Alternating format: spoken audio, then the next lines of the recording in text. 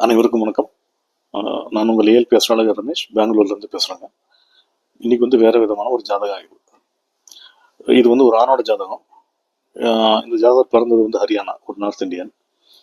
இப்போ வந்து பெங்களூரில் இருக்காருங்க. அவருக்கு வயசு வந்து 22 வயசு 7 மாதம் 26 நாள் ஆகுதுங்க. பிறப்பு லக்னம்ன்றது துலாம். ஆனால் நம்ம அட்சய லக்னம் பத்தி ஜாதக முறைப்படி பிறப்பு லக்னத்தை கணக்கில் எடுக்காமல் வளரும் லக்னமான அட்சய லக்னத்தை கணக்கில் எடுத்துக்கிறோம். அந்த மாதிரி பார்க்கும்போது இப்போ வந்து அவருக்கு ஏஎல்பி லக்னமாக என்ன போயிருக்குனாக்கா மகரம். சனி பகவான் எங்கே இருக்காரு? 5ல்.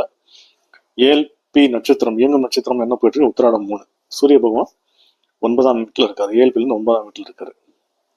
இவர் வந்து டிஃபென்ஸில் சென்ட்ரல் கவர்மெண்ட்டில் வேலை செஞ்சுட்டு இருக்காருங்க. இவரோட கேள்வி என்னன்னாக்கா, சார் எனக்கு வந்து டிரான்ஸ்ஃபர் எப்போ கிடைக்கும்? நான் வந்து எங்கள் ஊர் ஹரியானா விட்டு இங்கே பெங்களூரில் இருக்கேன். எனக்கு டிரான்ஸ்ஃபர் எப்போ கிடைக்கும் அப்படின்னு கொஞ்சம் பார்த்து சொல்லுங்க அப்படின்னா. சரி, முதல்ல இவரோட வேலையோட தன்மையை பற்றி பார்த்துக்கலாம். வேலைன்னு சொல்கிற 10ஆம் பாவத்துக்கு தொடர்புடைய நட்சத்திராதிபதி யார்? செவ்வாய் பகவான். செவ்வாய் பகவான் 10ஆம் பாவத்தோட தொடர்பில் இருந்துச்சுனாக்கா சென்ட்ரல் கவர்மெண்ட் ஜாப் அப்படின்னு வரும். இவர் என்னவா இருக்காரு? சென்ட்ரல் கவர்மெண்ட் ஜாப்ல வேலை செஞ்சுட்டு இருக்காரு. சரி, சென்ட்ரல் கவர்மெண்ட் ஜாப்ல என்ன மாதிரி சென்ட்ரல் கவர்மெண்ட் ஜாப் அப்படின்னு பார்த்தா, இந்த செவ்வாய் பகவான் எங்க இருக்காரு? ஏஎல்பி லக்னத்துக்கு 8ஆம் வீட்டில் இருக்காரு. 8ஆம் வீடுனா என்ன மாதிரி வேலைத்தன்மைகள்? இந்த ஆர்மி, டிஃபென்ஸு, போலீஸு, பிரச்சனைகளை சமாளிக்கக்கூடிய வேலை, அந்த மாதிரி தன்மை. அப்போ இவர் டிஃபென்ஸில் இருக்காரு, சென்ட்ரல் கவர்மெண்ட் ஜாப். சரி, டிஃபென்ஸில் சென்ட்ரல் கவர்மெண்ட் ஜாப்ல என்ன மாதிரி வேலை செய்கிறாரு அப்படின்னு பார்த்தீங்கன்னா, 10ஆம் பாவமான தொழில் ஸ்தானத்தில் யார் இருக்காரு? புதன் இருக்காரு. புதன் பகவான்னா என்ன? அக்கௌண்ட்ஸு, ஆடிட்டிங்கு, அந்த மாதிரி சம்பந்தமான வேலை. அப்போ இந்த ஜாதகர் என்ன பண்ணுறாரு? தொழில் ஸ்தானமான 10ஆம் பாவத்தோட தொடர்புடைய செவ்வாய் பகவான் 8ல் இருக்கிறதாலையும் 10ஆம் பாவத்தில் வந்து புதன் இருக்கிறதாலையும் இவர் டிஃபென்ஸ்ன்னு சொல்லப்படுற சென்ட்ரல் கவர்மெண்ட் வேலையில் அக்கௌண்ட்ஸ் ஆடிட்டராக வேலை செஞ்சுட்டு இருக்காரு. எவ்வளோ துல்லியமாக தெரியுது பார்த்தீங்களா நம்ம அட்சய லக்ன பத்தி ஜாதக முறையில். சரி, இவரோட கேள்வி என்ன? சார் எனக்கு வந்து டிரான்ஸ்ஃபர் எப்போ கிடைக்கும்? சரி, இவருக்கு இந்த சமயத்தில் டிரான்ஸ்ஃபர் பற்றின எண்ணம் ஏன் வந்துச்சு அப்படின்னு பார்த்தீங்கன்னா, நட்சத்திரம் ஏஎல்பி நட்சத்திரம் என்னதுங்க? உத்திராடம் 3. நட்சத்திராதிபதி யாரு? சூரிய பகவான். அவர் எங்க இருக்காரு? 9ல் இருக்காரு. 9னா என்னது? 9ஆம் பாவம்னா டிரான்ஸ்ஃபர், மாற்றம்.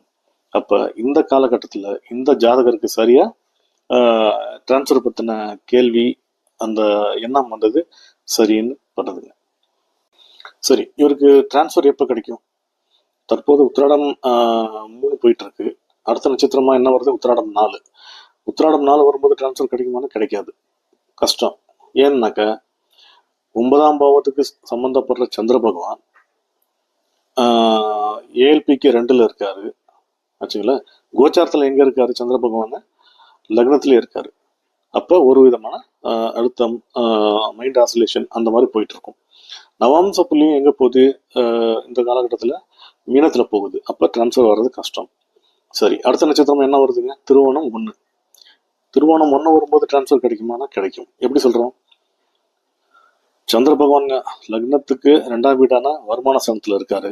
கோச்சாரத்தில் எங்க இருக்காரு? அந்த காலகட்டத்தில் 12ஆம் வீடான வெளியூர் ஸ்தானத்தில் இருக்காரு வச்சுங்களா. அதனால நம்ம என்ன சொன்னோம்? திருவோணம் 1 வரும்போது,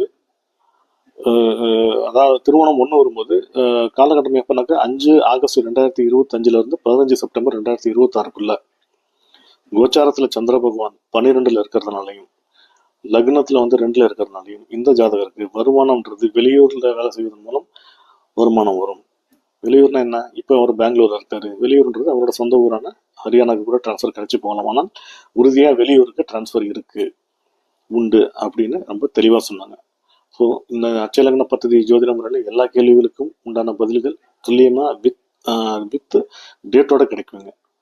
ஸோ இத்தகைய அற்புதமான ஜோதிட முறையை உருவாக்கிய எனதருமை குருநாதர் திரு பொதுவுடை மூர்த்தி ஐயா அவர்களுக்கும், எனக்கு கற்பித்த அனைத்து ஆசான்களுக்கும், குலதெய்வத்துக்கும், இறைவனுக்கும் நன்றி. எல்லோரும் வாழ்க வளமுடன்.